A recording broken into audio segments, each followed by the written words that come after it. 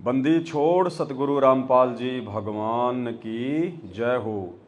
परम पिता परमात्मा सारी सृष्टि के रचनहार कुल मालिक असंख्य ब्रह्मांडों के स्वामी जगत गुरु तीनों लोकों में प्रवेश करके सबका पालन पोषण करने वाले राजाधिराज आत्माधार नाथों के नाथ देवों के देव महादेव सर्वेश्वर महेश्वर मृत्युंजय अजरो अमर आदि अनादि सनातनी प्रभु जगत पिता जगदीश्वर श्री श्री 1008 की उपाधि के वास्तविक अधिकारी अकाल मूरत शब्द स्वरूपी राम वासुदेव सर्वगतम ब्रह्म परम पूज्य प्रथम पूज्य परम संत परम पुरुष परम धनी परम दयालु सत्य कबीर हक्का कबीर अल्लाहु कबीर अल्लाहु अकबर बाखबर अल्लाह ताला जगत के तारणहार जगत के मुक्तिदाता जगत के जगन्नाथ हारे के सहारे हिंदुओं के राम मुसलमानों के अल्लाह सिखों के वाहिगुरु ईसाइयों के मसीह दया के सागर दयानिधि करुणा के सागर करुणानिधि स्वयंभू परिभू संकट मोचन कष्ट हरण मंगल करण दुख भंजन अविगत कबीर निर्विकार निर्विषम परमात्मा अलय अलेख सतगुरु आदि अनादि सतगुरु असली मर्यादा पुरुषोत्तम असली राम असली कृष्ण असली मुरारी असली घनश्याम राजाओं के राजा महाराजाओं के महाराजा शहंशाहों के शहंशाह सम्राटों के सम्राट भगवानों के भगवान अल्लाहों के अल्लाह प्रभुओं के प्रभु मसीहाओं के मसीह सच्चे वाहिगुरु बाबाओं के बाबा पीरों के पीर सेठों के सेठ जगत सेठ सावड़सा सेठ सर्वगुण संपन्न अनंत कोटि कलाओं के स्वामी अनंत कोटि ब्रह्मांडों के नायक योगियों में महायोगी ध्यानियों में महाध्यानी सिद्धों में परम सिद्ध ज्ञानियों में महाज्ञानी परम ज्ञानी तत्वज्ञानी ब्रह्म ज्ञानी सर्वश्रेष्ठ ज्ञानी युवा कबीर समरथ कबीर असमवात अमित ओजा सच्चे रहनुमा करीम अल्लाह सुभान अल्लाह दुनिया के अंतिम पैगंबर 8 सितंबर 1951 से गांव धनाना जिला सोनीपत हरियाणा भारतवर्ष की पावन भूमि पे प्रकट रियल कल की भगवान ब्रह्मा विष्णु महेश के दादाजी सर्व आत्माओं के जनक संत श्रोमणी सतगुरु रामपाल जी परमेश्वर जी के चरण कमल में अनंत कोटि दंडोत प्रणाम। और सुबह फिर जब दास उठा तो जैसे दास उठा तो दास की नज़र एक दीवार पे गई। बहन का जो है ये 2 मंजिल का मकान है, नीचे भी है और ऊपर भी है। ऊपर परमात्मा जी का दरबार लगा हुआ है, ऊपर ही दास जो है सो रहा था, ऊपर ही सात संगति हो रही थी। तो सुबह दास जैसे मतलब बाथरूम वगैरह से फ्री हुआ, अपना नित्य नियम वगैरह हुआ, उसके बाद दास की थोड़ी साइड में एक नज़र गई तो वहाँ एक शंकर जी की एक मूर्ति रखी हुई थी, शंकर भगवान की। दास आपको दिखा देता है, ये मूर्ति है शंकर जी की, ये वहाँ पे ऊपर रखी हुई थी ऊपर की साइड में। साथ में कुछ गुलदस्ते भी रखे हुए हैं, फूल भी हैं और छोटे बच्चों के या वैसे शो के लिए कुछ हाथी घोड़े वगैरह भी रखे हुए थे। तो दास ने जैसे ही मूर्ति देखी तो पूरा माजरा मेरे को समझ में आ गया। तो दास ने अन्य भगत भाई बहनों से कहा कि भाई बहन को ज़रा बताओ ये शंकर जी की मूर्तिकार भगत के घर में क्या काम है, जबकि बहन के घर में कोई भी अनुपदेशी व्यक्ति नहीं है। बहन का जो पति है वो एक्सपायर हो चुके हैं, कोई सरकारी जॉब में थे, उनकी जगह उनके बेटे को नौकरी मिल चुकी है, वो अपने बच्चों के साथ में कहीं और रहते हैं। बहन यहाँ पे केवल अकेली रहती है। बहन के साथ में उनकी एक चचेरी बहन है जिन्होंने नाम दीक्षा नहीं ली है, काफ़ी वर्षों से वो उनके साथ में रहती है, क्योंकि उनके पति से उनका डाइवोर्स हो चुका है, इसलिए वो बहन के साथ में रहती है। तो सुबह जैसे दास ने ये मूर्ति देखी तो दास को पूरा का पूरा माजरा समझ में आ गया कि परमात्मा ने क्यों भोग प्रसाद को ग्रहण करने की अनुमति जो है वो नहीं दी, क्यों परमात्मा ने भंडारा करने की अनुमति नहीं दी। क्योंकि भाई और बहनों देखो, दूसरे भाई बहनों की तो धिक जाएगी, अन्य भाई बहन हैं, थोड़ा बहुत यदि नासमझे में उनकी मर्यादा टूट जाए तो उनको तो माफ़ी है, लेकिन ये दास जिसको परमात्मा ने निमित्त बनाया है साथ संगति के लिए, और दास ने अपना तन मन धन मन कर्म वचन से सतगुरु रामपाल जी भगवान के चरण कमल में समर्पित कर दिया है। मेरे जीवन का दूसरा कोई मकसद नहीं है, कोई टारगेट नहीं है सिवाय अपनी भक्ति के और सतगुरु रामपाल जी भगवान की महिमा के। इसलिए मेरे से यदि अनजाने में भी कोई त्रुटि होनी होगी तो परमात्मा मुझे आगाह करेंगे, परमात्मा मुझे बचाएंगे, परमात्मा मुझे हर प्रकार की किसी भी गलती से, चाहे कोई भी कारण उनको बनाना पड़े, परमात्मा मुझे बचाएंगे। क्योंकि मेरे माध्यम से परमात्मा ने हजारों की संख्या में वीडियो बनवा दिए, हर प्रकार की मर्यादाओं को लेकर भगत समाज के लिए वीडियो बनवा दिए। अब यदि मेरे से कोई त्रुटि हो गई तो मेरे द्वारा बनाए गए वीडियो, मेरे शब्द किसी पर भी काम नहीं करेंगे और उल्टा मैं भगवान का दोषी हो जाऊंगा। तो परमेश्वर जिस आत्मा को निमित्त बनाते हैं अपने भक्ति मार्ग में, उस आत्मा को परमात्मा ही बचाते हैं। तो भाई और बहनों, भले ही बहन की आस्था इस शंकर जी की मूर्ति में नहीं है, हमें भी पता है इस बात का कि साध संगति से जुड़ने के बाद में आपकी आस्था किसी भी देवी देवता में हो ही नहीं सकती, बिल्कुल भी। लेकिन उसके बावजूद भी मूर्ति रूप में यदि किसी भी देवी देवता की फोटो या तस्वीर यदि आपके घर पर रखी हुई है तो उस घर में पूर्णतया सतगुरु रामपाल जी भगवान का वास नहीं हो सकता, बिल्कुल नहीं हो सकता। देखिए, बहुत सारी बातें हैं, जैसे हमारे पास में मंत्र कार्ड हैं जो हम सुबह सुबह जो प्रथम मंत्र का जाप करते हैं, जिसका मंत्र कार्ड बना हुआ है, तो उस मंत्र कार्ड में 5 देवताओं की फोटो हैं। ब्रह्मा और सावित्री जी की फोटो है, गणेश जी की फोटो है, विष्णु लक्ष्मी जी की फोटो है, दुर्गा जी की फोटो है, शंकर पार्वती जी की फोटो है। लेकिन वो फोटोएं हमें नुकसान नहीं देंगी। वो फोटोएं यदि हमारे घर में है, वो मंत्र कार्ड यदि हम दरबार में रखते हैं या अपने घर पर रखते हैं, वो फोटोएं हमें नुकसान नहीं देगी, क्योंकि वो एक साधना के रूप में है। दूसरा, यदि आप मार्केट से कोई सामान लेके आए, आप कोई डब्बा खरीद के लेके आए और डब्बा किसी ऐसी कंपनी का है जो कि बजरंगबली को मानता है, कंपनी का मालिक, उसने अपनी कंपनी का नाम जो है मतलब बालाजी एंटरप्राइजेज रखा हुआ है और उस कंपनी का जो लोगो है, उसका स्टिकर जिस पर बालाजी की, हनुमान जी की फोटो लगी है, उसने अपनी उस कंपनी के हर प्रोडक्ट के ऊपर जो है मतलब लगानी होती है। हम जो डब्बा लेके आए हैं बालाजी एंटरप्राइजेज कंपनी का, उसके ऊपर उस कंपनी का लोगो लगा हुआ है, बालाजी की फोटो लगी हुई है, हम अपने घर पर ले आए, काम में ले रहे हैं। तो ऐसी स्थिति में भी भगत को कोई दोष नहीं लगता। अगर उस डब्बे के ऊपर यदि किसी देव देवता की फोटो है तो भी हमें कोई दोष नहीं लगता। यदि आप मार्केट से कोई घी का डब्बा ले आए हैं जोत जलाने के लिए, और घी का डब्बा जो है मतलब कि श्री कृष्णा शुद्ध घी के नाम से है और उस पर श्री कृष्ण जी की फोटो लगी हुई है, तो भी हमें कोई दिक्कत नहीं है। लेकिन यदि मूर्ति रूप में या सिंगल फोटो के रूप में साध संगति से जुड़ने के बाद, संत रामपाल जी भगवान के भगत होने के बाद यदि आपके घर में कोई अलग से फोटो रखी होगी, भले आप उसकी पूजा भी नहीं करते, भले आपकी उस फोटो में आस्था भी नहीं है, लेकिन परमात्मा का विधान टूटेगा। क्योंकि मालिक कहते हैं संत वचन पलटे नहीं, चाहे पलट जाए ब्रह्मांड।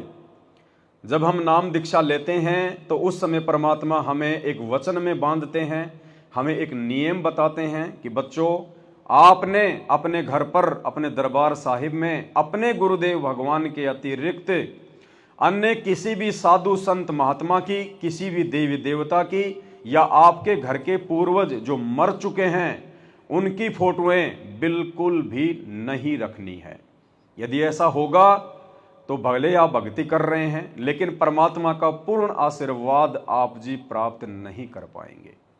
तो भाई और बहनों, विशेषकर साध संगति से जुड़ने के बाद और जिस घर में पाठ प्रकाश की वाणियां चल रही हों, क्योंकि बहन ने भी पाठ प्रकाश की वाणियां मंगवाई हैं, यहाँ भी परमात्मा के दरबार में 24 घंटे अखंड वाणियां पाठ प्रकाश की पूज्य गुरुदेव भगवान के मुख कमल से जो है वो चल रही हैं।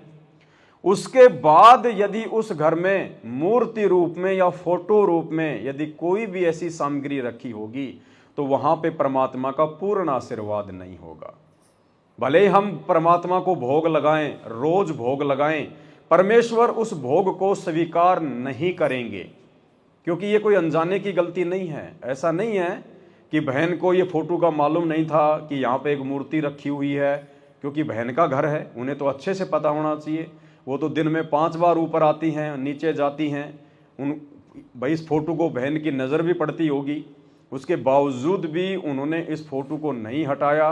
तो कहीं ना कहीं ये हमारे अंदर थोड़ी बहुत ज्ञान की कमी है। गुरुजी के प्रति आस्था खूब है, गुरुजी के प्रति श्रद्धा ठीक है, मर्यादाओं को लेकर अपनी चिंता ठीक है, लेकिन कहीं न कहीं ये ज्ञान की ही थोड़ी बहुत ये कमी समझी जाएगी। अन्यथा भगत को ये सहन हो ही नहीं सकता, बिल्कुल सहन नहीं हो सकता भगत को। जैसे माता पिता यदि अपने होशो हवास में हैं, माता पिता यदि पागल नहीं हैं, और यदि उनका छोटा 2 साल का बच्चा जो घुटने चलता है वो खेल रहा है, जहाँ बच्चा खेलता है वहाँ पर यदि कोई चाकू पड़ा हो, कोई नुकीली वस्तु पड़ी हो, और माता पिता यदि होश में हैं तो झट से उस चाकू को उठाकर बच्चे से दूर रखेंगे, क्योंकि उनको पता है कि बच्चा नादान है। यदि चाकू को गलती से हाथ लगा लिया बच्चे की उंगली कट जाएगी। और माता पिता ने शराब पी रखी है या माइंडली वो पागल हैं तो उन्हें कोई फर्क नहीं पड़ता कि बच्चा गिरे या चक्कू गिरे, कहाँ पड़ा हुआ है, कौन कटेगा कौन बचेगा।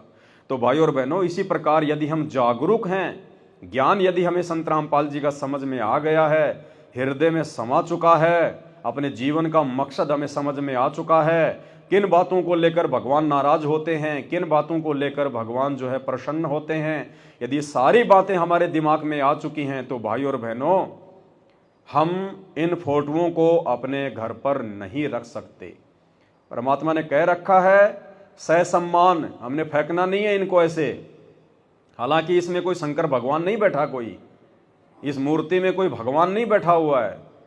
भाई परमात्मा कहते हैं कि पत्थर पूजे हरि मिले तो मैं पूजूं पहाड़, इससे तो चाकी भली जो पीस खाए संसार।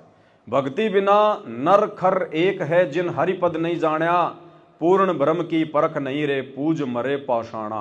पत्थर पूज पूज के मर गए और पूर्ण परमात्मा की पहचान भी नहीं। तो बहन की कोई आस्था नहीं है, लेकिन फिर भी ज्ञान आधार यही कहता है कि हमने गुरुदेव के प्रत्येक वचन को फॉलो करना है। इस फोटो को बहन ने हटा देना चाहिए था, लेकिन उनके अंदर से ये चेतना नहीं हुई। तो इसके भी बहुत सारे रीजन हो सकते हैं, क्योंकि हो सकता है परमात्मा ने दास को यहाँ भेजकर डायरेक्टली बहन को ये संदेशा देना था, और इस घटना के माध्यम से लाइव आकर हजारों भगत भाई बहनों तक भी हो सकता है जो है पूज्य गुरुदेव भगवान ने अपनी प्यारी संगत में भी एक वीडियो बनवाकर संदेश जो है भिजवाना था कि यदि कोई और भगत भाई बहन भी जाने अनजाने में इस प्रकार की कोई त्रुटि अपने घर पर कर रहे हैं तो वो भी अपनी त्रुटियों को ठीक कर लो, अन्यथा परमात्मा नाराज होंगे। और अब यदि परमात्मा नाराज हो गए तो आगे उनको खुश करने का दूसरा हमारे पास में कोई साधन नहीं बचेगा। तो उसके बाद में बहन ने तुरंत ये बात को स्वीकार कर लिया और बहन ने इस फोटो को, शंकर जी की फोटो को बाथरूम में जाकर रख दिया। हमने बाथरूम में भी नहीं रखना है, हमने इसको छत पर एक कोने में भी नहीं रखना है, हमने इस फोटो को अपने घर पर रखना ही नहीं है, चाहे मूर्ति हो चाहे फोटो हो। हमने या तो ससम्मान बहते हुए पानी में इसको जल प्रवाह कर देना है। जब भी हमारा कहीं आना जाना हो और बहता हुआ किसी नहर या नदी का पानी है वहां हमने इसको डाल देना है, जल प्रवाह कर देना है। या आप इसको कहीं भी, आप किसी मंदिर में या किसी पार्क में कहीं भी जहां भी उनका कोई स्थान होता है, कोई बढ़िया पीपल का पेड़ होता है, वहां जाके हम इसको रख के आ जाएं। हमने अपने घर पर इस फोटो को नहीं रखना है बिल्कुल भी। तो परमात्मा ने दास को कल ये प्रेरणा नहीं की, क्योंकि जब तक भगत के घर में थोड़ी भी त्रुटि होगी, विशेषकर साथ संगति से जुड़े हुए भगत भाई बहनों के घरों में, हम चाहे कितना ही भोग लगा लें, कितना ही कुछ कर लें, परमात्मा उस भोग को स्वीकार नहीं करेगा। क्योंकि परमात्मा आपके भोग का भूखा नहीं है, परमात्मा आपके भोग का भूखा नहीं, परमात्मा आपके भाव का भूखा है। और भाव उसी समय बनेंगे जब हमें ज्ञान होगा। दूसरी बात, बहुत सारे भगत भाई बहन ऐसे भी हैं जिन्होंने अपने परिवार में अकेले ही उपदेश लिया हुआ है। उसका पति नहीं मानता तो किसी की जो है वो पत्नी नहीं मानती, तो किसी के सास ससुर नहीं मानते, और वो अकेला ही अपने घर में भक्ति कर रहा है संत रामपाल जी की। उसने अपना दरबार लगा रखा है, और बाकी जो परिवार वाले हैं वो अन्य सभी देवी देवताओं की पूजा भी करते हैं। देवी देवताओं को उन्होंने अपना दरबार भी लगा रखा है, फोटोएं भी लगा रखी हैं, मूर्तियां भी रखी हुई हैं। तो भाइयों और बहनों, ऐसी स्थिति में भगत को दोष नहीं है।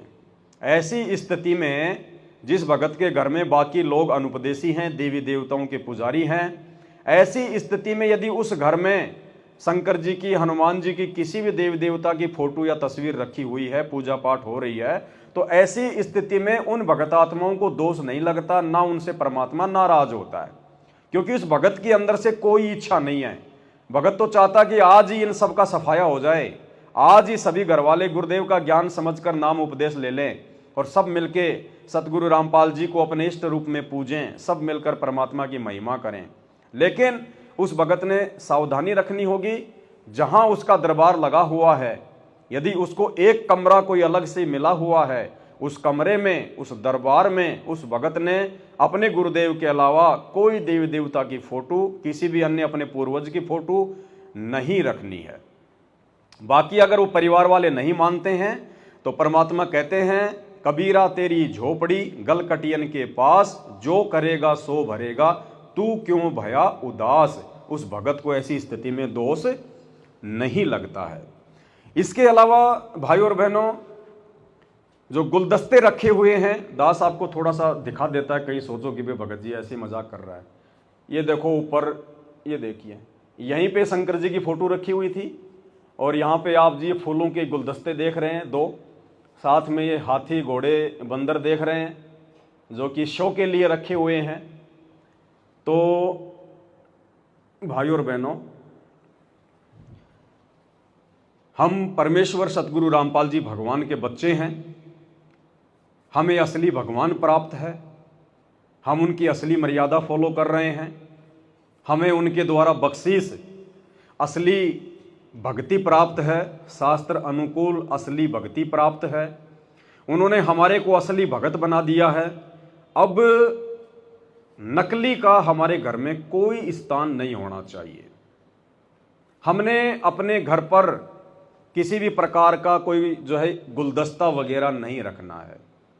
बहुत सारे लोग अपनी अलमारी में या जहाँ परमात्मा जी का दरबार लगा हुआ है वहाँ पर, या जैसे उनकी जो बैठक होती है बाहर, जो एक रूम होता है जिसमें कोई रिश्तेदार आके बैठता है, वहाँ पे कोई टेबल वगैरह लगी हुई है, वहाँ की जो अलमारी वगैरह हैं, जो खिड़कियाँ हैं, वहाँ पे शो के लिए, दिखावे के लिए, सुंदरता के लिए, डेकोरेशन के लिए गुलदस्ते रख देते हैं, फूल वगैरह रख देते हैं आर्टिफिशियल, हाथी, घोड़े, बंदर वगैरह जो है रख दिए जाते हैं। बच्चों के बड़े बड़े खिलौने जो टेडी बियर वगैरह, भालू, बंदर वगैरह होते हैं, वो रख दिए जाते हैं। भाई और बहनों, ये चीज़ें भी परमात्मा को पसंद नहीं हैं। हम भगत हैं, हमारी इन चीज़ों में कोई रुचि नहीं बननी चाहिए। हमने दिखावा नहीं करना है बिल्कुल भी। साधु सोई जो सीधा चाल है, क्या दिखाएंगे हम क्या अपनी महिमा बनाएंगे? क्या हम अपने घर की महिमा बनाएंगे? क्या हम ये दिखाना चाहते हैं कि दूसरा व्यक्ति जब हमारे घर पर आए तो उसको लगे कि देखो इन्होंने कितना अच्छा मकान बना रखा है, कितना अच्छा इन्होंने फूल फाल लगा के, ये बंदर, हाथी, घोड़े रख के अपने घर का डेकोरेशन कर रखा है। हमने दुनिया को खुश नहीं करना, दुनिया को जो है प्रसन्न नहीं करना। साधु सोई जो सीधा चाल है, हमने सीधे साधे तरीके से अपना जीवन यापन करना है। भगत की सुंदरता हार श्रृंगार से नहीं होती है, डेकोरेशन से नहीं होती है, हाथी घोड़े से नहीं होती है, फूल और गुलदस्ते से नहीं होती है। भगत की सुंदरता उसके विचारों से होती है, उसके अच्छे सुकर्मों से होती है। भगत यदि भक्ति करेगा, मर्यादा में रहेगा, तो उसकी सुंदरता होगी। आज आप मीराबाई को देख लीजिए, कब मीराबाई ने सोने चांदी के गहने पहने, कब मीराबाई ने महंगे महंगे वस्त्र पहने, कब मीराबाई ने डेकोरेशन किया, फूलों से अपना कमरा सजाया, अपना दरबार सजाया। आज वो मीराबाई सबके दिलों में बैठी हुई है, सम्मान रूप में, जो है आदर के रूप में। मीराबाई के समय में ना जाने कितने राजा महाराजा थे, कितने पैसे वाले लोग थे, आज उनको कोई नहीं जानता, वो मर गए। लेकिन मीराबाई को आज बालक बालक जानता है, बच्चा बच्चा जानता है। और परमात्मा कहते हैं जब तक सूरज चांद रहेगा, परमात्मा के भक्तों का नाम रहेगा। तो ये सुंदरता, ये महिमा भाई और बहनों परमात्मा की भक्ति से भगत के सादेपन से, भगत के सीधेपन से होगा। गुरुदेव भगवान की रजा होगी, मेहर होगी तो हमारी इज्जत होगी। हालांकि भगत को इज्जत की चिंता नहीं होती। भगत की कोई बेइज्जती करे, चाहे भगत को कोई इज्जत दे, अगर कोई भगत को इज्जत दे रहा है तो भगत उस इज्जत के बलबूते पर फूलता नहीं है, अहंकार में नहीं आता, भगत को कोई घमंड नहीं होता। और भगत की यदि कोई बेइज्जती कर दे तो भगत नाराज नहीं होता, भगत मायूस नहीं होता, भगत उससे राग द्वेष नहीं करता। तो भाई और बहनों, हम तो केवल आप जियों से हाथ जोड़ के विनती कर सकते हैं, प्रार्थना कर सकते हैं। यदि अपना बेड़ा पार करवाना है, सतगुरु रामपाल जी भगवान को प्रसन्न करना है, अपनी भक्ति को सफल बनाना है, तो हर प्रकार के नकली क्रियाकलापों से हमने बिल्कुल दूर हटना पड़ेगा। बिल्कुल। अगर आपके घर में कोई भी फूलों का कोई गुलदस्ता, भले ही आपको किसी ने वो गिफ्ट में दिया है, भले ही बहुत ज्यादा महंगा है, आपके किसी विशेष दोस्त ने, आपकी कंपनी वालों ने आपको दिया है, भले उसमें आपकी कंपनी का लोगो लगा हुआ है, बेस्ट लेबर अवार्ड लिखा हुआ है, बेस्ट मैनेजर अवार्ड आपको दिया है, यदि ऐसी कोई ट्रॉफी भी आपके घर पर, या ऐसा कोई चिन्ह जो कि कंपनियों की तरफ से दिया जाता है, बहुत बड़े बड़े जो संस्थाएं होती हैं उनकी तरफ से दिया जाता है कि इन्होंने हमारी कंपनी के लिए 1 साल में बहुत अच्छा काम किया, इन्होंने हमारी कंपनी को इतना आगे बढ़ाया, इनको बेस्ट मोटिवेशन का अवार्ड दिया जाता है। एक मोटा सा वो पत्थर का वजन, वो लकड़ी का वजन गोल गोल करके, चिकना चकना करके, कंपनी का नाम लिख के उसको ट्रॉफी के रूप में दिया जाता है, सम्मान के रूप में दिया जाता है। भाई और बहनों, यदि हम भगत हैं और सतगुरु रामपाल जी के भगत हैं, भले आप किसी भी कंपनी में काम करते हैं, किसी भी फैक्ट्री में काम करते हैं, उस कंपनी के प्रति आपकी जो जिम्मेदारियां हैं वो आप अपनी पूरी निष्ठा के साथ में निभाइए। लेकिन उस कंपनी की तरफ से जब आपको कोई सम्मान दिया जाए, जब आपको कोई प्रमाण पत्र दिया जाए, जब आपको कोई ट्रॉफी दी जाए, आपको किसी फंक्शन में सम्मानित किया जाए, माला पहनाई जाए, आपने बिल्कुल भी उन चीजों को स्वीकार नहीं करना है। हाथ जोड़ लेने आपने उनको पहले ही बता देना है कि ये हमारी मर्यादाओं में नहीं है, हमने इस प्रकार का ये मान सम्मान नहीं चाहिए। इस पूरे संसार में, इस पूरी सृष्टि में यदि कोई मान सम्मान का हकदार है, यदि कोई पूजा का हकदार है तो केवल सतगुरु रामपाल जी हैं, दूसरा कोई नहीं है। अपनी स्कूल में, फैक्ट्री में या किसी भी ऐसी संस्था में जहाँ पे आपको सम्मानित किया जाता है, आपको फूलों की माला पहनाई जाती है, नहीं पहननी। आपके माथे पर तिलक किया जाता है, नहीं लगवाना, क्योंकि ये फूलों की माला पहनना, ये तिलक लगवाना, ये पूजा में आता है। और भगत यदि अपनी पूजा करवाएगा तो उसकी भक्ति कभी भी सफल नहीं हो सकती। तो हमने इन बातों का विशेष तौर पर ध्यान रखना है। कंपनी वाले, फैक्ट्री वाले यदि आपकी मेहनत से प्रसन्न होकर आपको इस प्रकार का मान सम्मान देना चाहें तो उन्हें प्यार प्रेम से मना कर दे कि सर देखो, इसमें मैंने कुछ नहीं किया है, आप मेरे को तनख्वाह दे रहे हो और मुझे आपने जो काम सौंपा है मैं तो ईमानदारी से अपना काम कर रहा हूँ, उसमें आपको फ़ायदा है या नुकसान है आप जानो, आपका काम जाने, मुझे ये फालतू के मान सम्मान नहीं चाहिए, मुझे ये इज्जत, ये शोहरत नहीं चाहिए। आप मुझे तनख्वाह दे रहे हैं, मैं अपना काम कर रहा हूँ, बस मेरे लिए इतना ही काफ़ी है।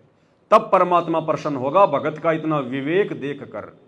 और एक भगत नाम भी ले रखा है, और जैसे ही होली दिवाली आने को हुई और मन में ये पकवान शुरू हो जाएंगे, मन में सोच शुरू हो जाएगी, अब की बार तो कंपनी वाले 5-5 हज़ार तो देंगे, अरे अब की बार तो सुना है कंपनी वाले पैंट शर्ट का कपड़ा देंगे, अरे पिछली बार तो इन्होंने 2-2 हज़ार रुपये और एक जो है प्रेशर कुकर दिया था, अब की बार तो लगता है मोबाइल फोन देंगे। आप भिखारी नहीं हो, आप कोई दालिद्र नहीं हो।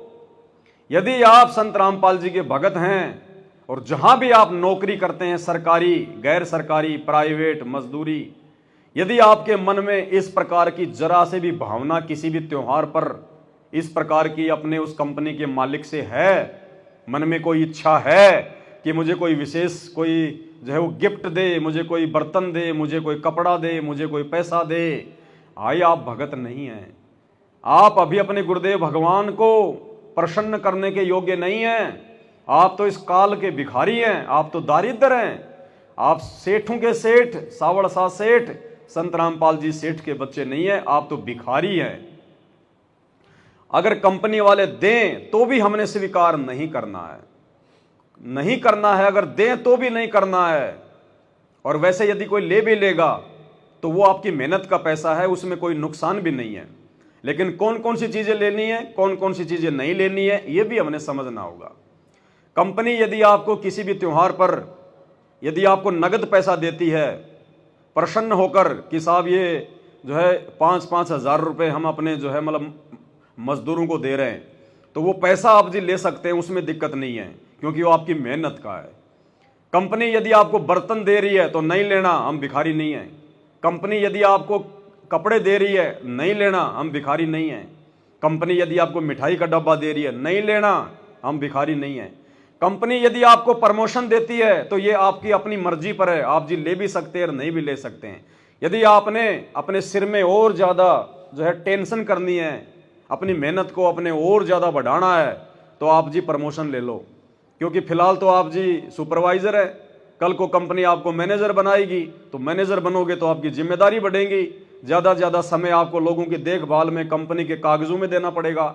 आपका ज़्यादा से ज़्यादा समय फालतू की चीज़ों में वेस्ट होगा, बर्बाद होगा, लोगों से बातचीत करने में बर्बाद होगा। तो यदि आपको अपना समय बर्बाद करना है, अपनी मेहनत बढ़ानी है, तो आप जी कंपनी में प्रमोशन भी ले लेना, कोई दिक्कत नहीं है। और ये आपको लगता है कि मेरा गुजारा बहुत बढ़िया हो रहा है, मुझे ज़्यादा ऊपर नहीं बढ़ना है, ज़्यादा ऊपर बढ़ूंगा मेरी भक्ति कम होगी, हो सकता है मेरी कोई मर्यादा भी टूट जाए, मैनेजर बन के फिर मुझे बहुत सारे लोगों को पता नहीं मुझे क्या क्या देना पड़ेगा, क्या क्या लेना पड़ेगा, तो आप जी को प्रमोशन भी लेने की ज़रूरत नहीं है, इंक्रीमेंट भी लेने की ज़रूरत नहीं है। ये आपकी अपनी इच्छा के ऊपर निर्भर है, आपके अपने विवेक और बुद्धि के ऊपर निर्भर करता है। तो कौन सी चीज़ें लेनी है, कौन सी चीज़ें नहीं लेनी है, ये भी हमने बहुत सोच समझ कर इन चीज़ों का ध्यान रखना है।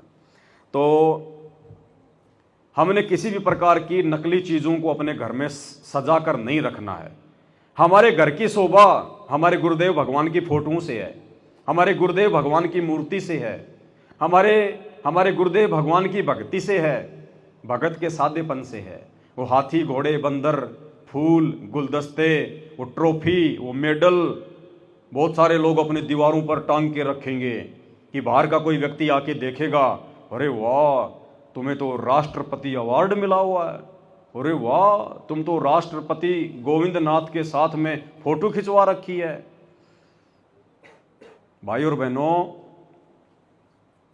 इस भक्ति मार्ग में परमात्मा कहते हैं कदम कदम पर नियम है। कदम कदम पर केवल वही नियम नहीं है जो गुरुदेव ने हमारे को एक फार्म पर लिख कर दे दिए, या 11 सूत्रीय नियम, 21 सूत्रीय नियम ज्ञान गंगा में लिख कर दे दिए, या सतनाम के समय 34 नियम दे दिए। खाली उतने ही पर्याप्त नहीं हैं। जब आप सत्संग सुनेंगे, कदम कदम पर नियम है, एक कॉमन सेंस देगा आपको भगवान उन नियमों को समझने की, उनको फॉलो करने की। कदम कदम पर नियम है। ये काल कदम कदम पर चाल चलता है मर्यादा तोड़वाने के लिए। तो परमात्मा ने भी ज्ञान इसीलिए दिया है कि कदम कदम पर नियम है भक्ति मार्ग में, जब तुम सत्संग सुनते चले जाओगे। तो बहुत सारे भाई बहन जो आर्मी से रिटायरमेंट होके आते हैं, जो फौज की नौकरी करके आते हैं और नाम भी ले रखा है, उनकी भक्तमती ने भी नाम ले रखा है, अब वो क्या करेगा? बहुत सारे भाई बहन तो फौज से बंदूक का लाइसेंस लेके आएंगे, साथ में वहाँ से एक जो है बंदूक भी लेके आएंगे, या कोई जो है वो तलवार लेके आएगा, ढाल लेके आएगा। बहुत सारी फोटोएं उस समय की अपने लेफ्टिनेंट के साथ में, अपने जो भी उनकी जो रैंक होती है बड़ी बड़ी, उन लोगों के साथ में जो ग्रुप फोटो होती है उनकी साथियों की, कि जब मैं फौज में लगा था और जब मैं फौज में मैं ट्रेनिंग करता था, तो देखो इस फोटो में ये जितने भी लोग हैं जिन्होंने सफ़ेद सफ़ेद टी शर्ट पहन रखी है, खाकी खाकी पैंट पहन रखी है, ये सभी मेरे बैच वाले हैं, मेरे साथी हैं। और जो बीच में खड़ा हुआ है ये हमारा लेफ्टिनेंट है, ये हमारा मैनेजर है, ये हमारा गवर्नर है, ये हमारा कर्नल और जनरल है। ये देखो पहले मैं इतना हट्टा कट्टा था, मेरी बॉडी मेरे डोले शोले, मैं पहले ऐसे सुबह सुबह 4 बजे उठ के दौड़ता था, ये देखो मेरी उस समय जब मैं एक्सरसाइज करता था, मैं पीटी करता था।